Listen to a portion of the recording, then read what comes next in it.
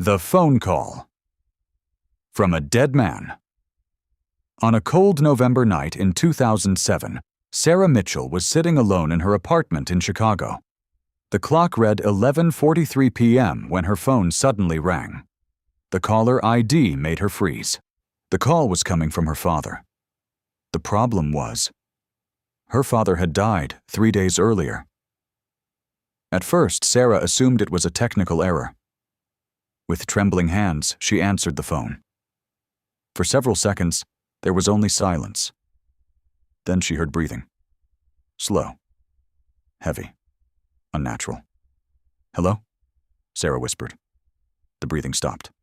A familiar voice answered. Sarah. It was her father. The same voice, the same tone, the same way he always said her name. Sarah felt her blood run cold. "Dad?"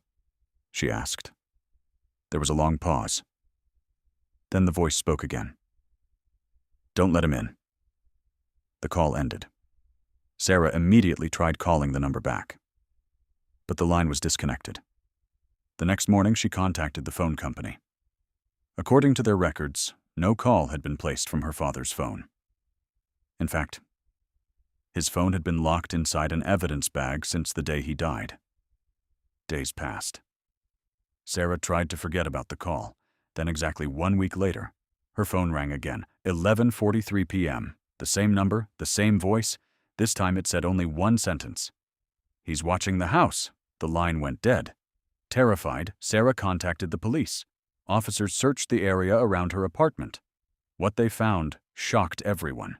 A man was hiding inside an abandoned building directly across the street. He had been observing Sarah for weeks. When questioned, the man refused to explain why he was there.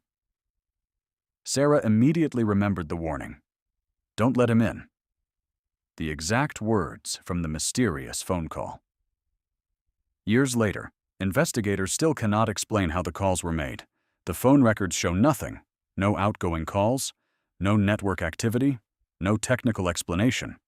Yet Sarah insists that she heard her father's voice, and to this day, every November 17th at exactly 11:43 p.m., her phone rings once. When she answers, nobody speaks.